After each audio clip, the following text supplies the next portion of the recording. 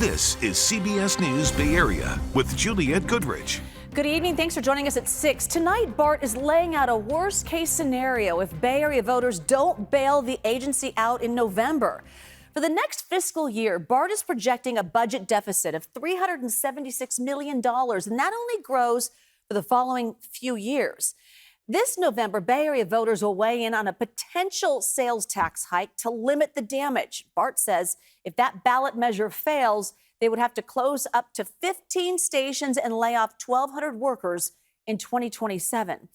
But not everyone is ready to support a voter bailout for BART. One former BART director blames years of waste for this deficit.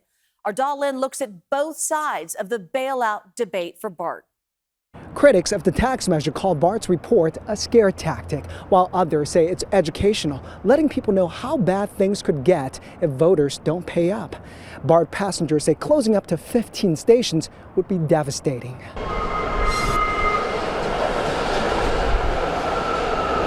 Tens of thousands of people rely on BART every day, including daily rider Stephen Valadez, who takes BART from his home in Antioch to his job at a restaurant in Orinda. Before the pandemic, there was definitely more. Sometimes you wouldn't even be able to sit. Now I never have a problem finding a seat. BART says ridership is down more than 50% compared to pre-pandemic levels in 2019. Remote work means fewer trips into San Francisco.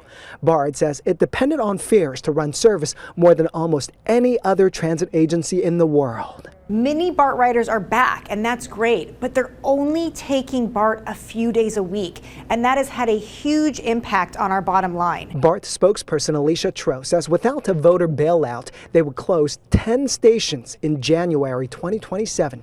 Here's a map of the stations that would shut down. The system would also close earlier at 9 p.m. instead of midnight, and riders would see longer wait times. If more cuts are needed, BART would close 5 more stations in July 2027. Altogether, they would have to lay off about 1,200 workers. And I think the most dramatic here is the blue line is just completely eliminated. And that would basically look like what BART ran from 1976 to 1994. Stephen says the cuts would be life-altering, closing the 2 stations he relies on. He doesn't own a car. For me, it would be horrible. I would have to pretty much find a new job because I wouldn't know how to do that commute anymore. BART is hoping voters will pass a regional sales tax increase in November, a 0.5% hike for Alameda, Contra Costa, San Mateo, and Santa Clara counties, and a 1% hike in San Francisco. I am a solid no on this measure. Former BART board director Deborah Allen blames irresponsible spending for the budget deficit, saying BART should have never expanded service hours or added more trains after COVID as ridership was declining. It is a scare tactic. It is what I call Armageddon.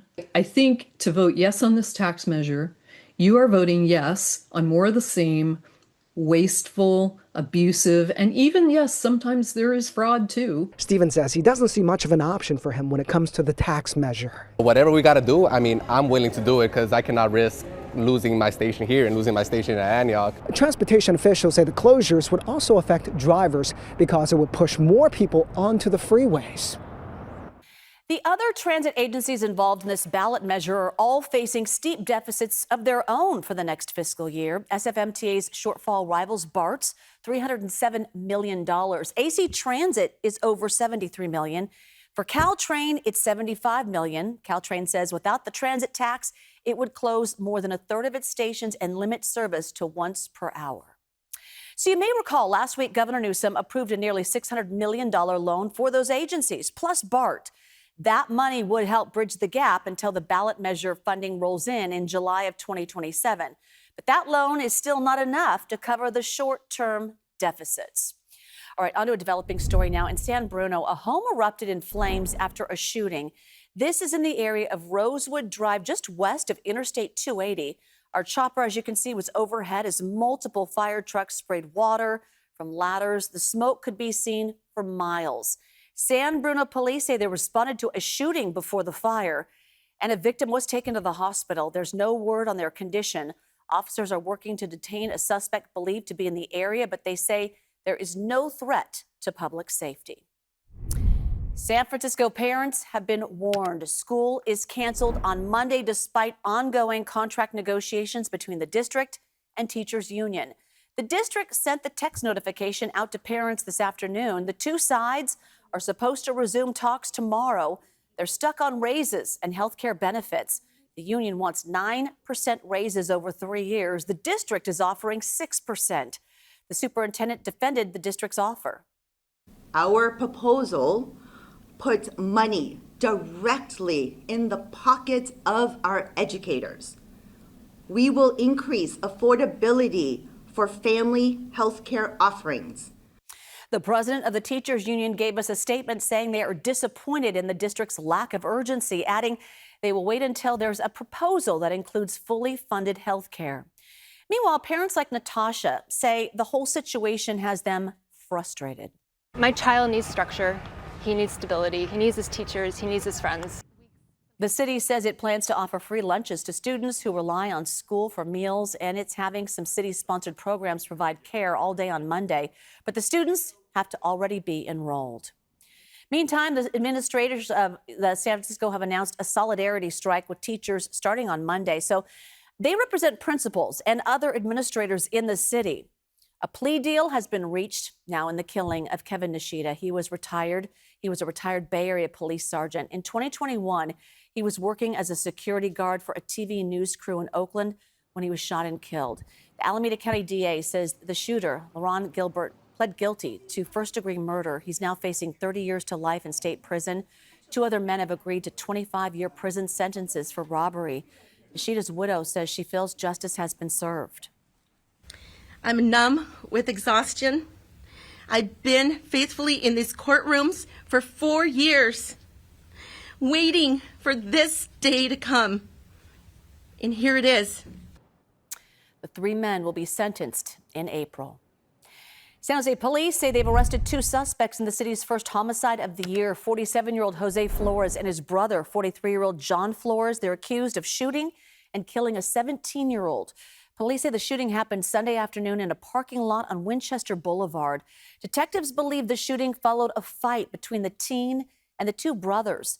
The department identified the suspects using an automated license plate reader and public safety cameras. Both suspects are booked into the Santa Clara County Jail for murder. 3 people have been arrested in a series of armed home invasions in Marin County. The sheriff's office says in each case, the victims were followed home after withdrawing a large sum of money from the same bank in Novato. Investigators from multiple law enforcement agencies used surveillance video to identify a suspect's car, then look into potential associates. One of the suspects was an employee at that same bank where the cash was withdrawn. The 3 men were arrested yesterday at homes in Vallejo and San Pablo. Investigators say they seized about $160,000 worth of valuables across all 3 robberies. And the 3 suspects are facing multiple charges, including robbery and conspiracy. As of this morning, investigators say they're each being held at the Marin County main jail. All right, on to the Super Bowl. We are less than 48 hours away from Super Bowl 60. Levi Stadium just about ready for the showdown between the Seahawks and the Patriots. In the meantime, there are still plenty of parties ahead of the big game. In fact, crowds are starting to gather at San Jose City Hall for the end of the work week and the kickoff of the big game block party. And it's going to be a Bay Area celebration because at some point tonight, Grammy winner and Oakland native Kehlani is going to take the stage. So an interesting way to mark the significance of this weekend, look at all of the high rollers coming into town. That's what they're called. We flew over San Jose Mineta today. Noticed a lot more private jets parked at the private aircraft terminals. You can also see just how close planes are to each other. Look at that. Expecting a lot more as we get closer to Super Bowl day. The airport tells us that it expects to close some taxiways to accommodate parking the aircraft and the extra aircraft, with more than 400 private planes taking off and landing. Our chopper pilots say there were more private jets also over at Hayward Airport, where they take off and they land. Look at that. Also looking at SFO, where we're told the FAA has put in a slot reservation system for all airports from Napa to Monterey. So that's to make sure that there's no more stress to the air traffic controller workload. All right, the Super Bowl will see something special in the skies. It's a joint flyover to commemorate the country's 20th birthday. Our Max Darrow got an exclusive chance to fly in one of those aircraft. We'll bring you his story at 7 o'clock. Still ahead here at 6, more big game celebrations. We'll introduce you to the trio that has been in the building for every Super Bowl in history. The only thing we won't be here is we're under 600 feet under. Plus, a new beginning for a San Francisco theater that's more than a century old. Another unseasonably warm day across the Bay Area, and our air quality improved a little bit as well. Bit of a bonus. Temperatures into the mid to upper 60s and low 70s. Not quite that warm as we head into Super Bowl weekend, but still above average. We've got the game time forecast, and we're tracking the next chance of rain coming up in First Alert Weather. It is a beautiful weekend to hit the beach here in the Bay Area, but there is a warning about high surf and dangerous conditions on the coast. Our chopper caught some of the big waves at San Francisco's Ocean Beach. Officials with the National Weather Service say swimmers should not get in the water with the risk of sneaker waves and rip currents. Good warning on this weekend where we have a lot of visitors in our area. Hey, Paul. Yeah, enjoy that view from a distance. It's still going to be pretty, although the marine layer is going to spread some cloud cover back into coastal portions of the Bay Area, kind of getting back into more of a typical Bay Area weather pattern. One thing that's not going to change is that the rain chances this weekend are going to avoid us. Closer than they've been for a while, but the moisture is going to be directed up into the Pacific Northwest towards the coasts of Oregon and Washington. The north coast of California getting some of that rain by Sunday, and some of it's going to try to sneak down towards the northern fringe of the Bay Area by Sunday evening. That's about as close as this first round of rainfall is going to get. But just the proximity of the storm system getting close enough to help to stir around the lowest levels of the atmosphere and help to improve our air quality, which already got a little bit better today. Yesterday, we were in that unhealthy for sensitive groups range for much of the day. Today, back to a mix of mostly moderate, but a few good air quality readings. And I think we're going to see further improvement as we head through the weekend with a mix of still yellow and green dots on the map for tomorrow. And then mostly good air quality across the board Sunday, Monday, and Tuesday of next week. And the rain chances are going to ramp up as we head towards the middle of next week as well. Specifically, we're talking about Tuesday and Tuesday night for the best chance of what looks like light to occasionally moderate rainfall. Probably not going to be a significant rainmaker in all likelihood. But at that point, it will have been 5 weeks since most of the Bay Area saw anything more than 1/10 of an inch of rain. So we'll take what we can get. A much better chance of rain right at the tail end of next week. So this is just beyond the scope of the 7-day forecast. But by Saturday, which is Valentine's Day, and then through the rest of President's Day weekend, a more impactful sequence of rainmakers. Looks like it's going to be aimed in our direction. That is a long way down the line for the moment. We'll keep you posted. It's not going to impact Super Bowl weekend. Temperature at kickoff should be in the mid-60s, coasting down to the upper 50s by the end of the game with a mix of clouds and sunshine throughout the game. And temperatures kind of steadily dropping down by about 1 degree or 2 every hour. Winds out of the northwest only 5 to 10 miles an hour. Shouldn't be too big of a deal for the kickers. Looking outside right now, seeing still some haze on the horizon, but it's not as bad as it was. Temperatures a mix of upper 50s and low 60s still at this point, and still holding on to 64 degrees in Concord, where you topped out at 73 this afternoon. Not that warm tomorrow. Some morning fog is going to put the brakes on the warm up, but Duke here is still all smiles. He is adoptable from Roxy's Ranch Haven in Petaluma. I'll put a link up on social media after this weathercast. Temperatures still going to get up to about 4 or 5 degrees above average by tomorrow afternoon, but just not as far above normal because of the influence of the fog that's going to be spreading in from the coast, and some fog from the Central Valley also trying to impinge on the Bay Area, so coming at us from both directions. This just slows down the warm up for the first few hours of daylight and keeps our temperatures closer to what's normal for this time of year, but still running above average into the mid to upper 60s in the Santa Clara Valley. 66 degrees in San Jose is 5 degrees above normal. Into the mid to upper 60s east of the Oakland Hills as well. Mostly low to mid 60s around the Bay, and temperatures at the coast closer to 60 degrees with the North Bay in the low to mid 60s as well for another day, with temperatures very similar on Sunday, even with a tiny bit more cloud cover. We do cool off once the rain chances arrive on Tuesday. Wednesday, showers still possible. They'll be very few and far between. A couple dry days Thursday and Friday before that more impactful round of rainfall looks likely by President's Day weekend and for Valentine's Day. George is already dressed for Valentine's Day a week in advance with all the red here. Right. Yes. Well, look at you thinking of Valentine's Day. Good job. Try to think ahead. Yeah. All right. When we come back, we're going to hear from the local high school student with a big role on the field for the Super Bowl pregame. Is known around the world. It says San Francisco. it says Castro. So it's welcoming to not only the LGBT community, but the whole community around the world that knows that San Francisco is a loving community. In addition to comedy shows and other films, Oscar and Grammy Award-winning singer Sam Smith will begin a 20-show residency on Tuesday. All right, we'll be right back with your full forecast, including Super Bowl Sunday. But first, here's tonight's Tahoe report. Here's Johnny. I'm Johnny Mosley, and the mountains are calling. The Toyota is packed and ready to go, but before we get out there, let's check out what the conditions are like. The Toyota Tahoe report is ready. Let's head over to the map.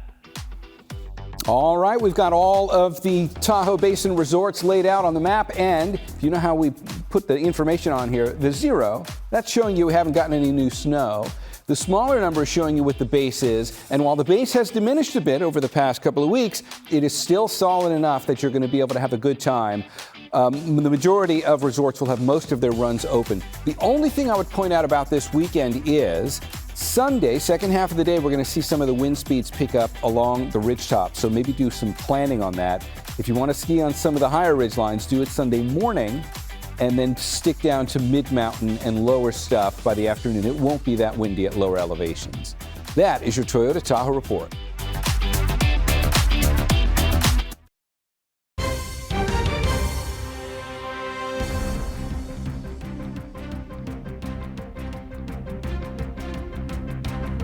As we're all getting ready to watch the Super Bowl, one local student will be literally at the center of the pregame ceremonies. Dominic Davis, a senior and standout athlete at McClymonds High in Oakland, has been selected to participate in the official coin toss. He spoke to morning anchor Gianna Franco about how he's preparing for his big moment. On Sunday, you are in charge of doing the coin toss. Are you feeling any pressure? No, well, a little bit, because the coin is definitely bigger than a regular coin. Like, the coin is huge, and I don't want to mess up. I don't want to mess up the coin toss. So I'm just definitely excited. I'm gonna be practicing at home flipping coins. Aw. Dominic is representing SPAT, the Student Program for Academic and Athletic Transitioning. It provides student athletes with academic support, career guidance, and leadership development. He also tells us he's plans on playing football at the college level. All right, heads or tails, my money is on him forever. All right, CBS Evening News is next on KPIX Local News on our streaming service. And we're back here at 7 o'clock for our Super Bowl special. You want to catch that. See you in a few.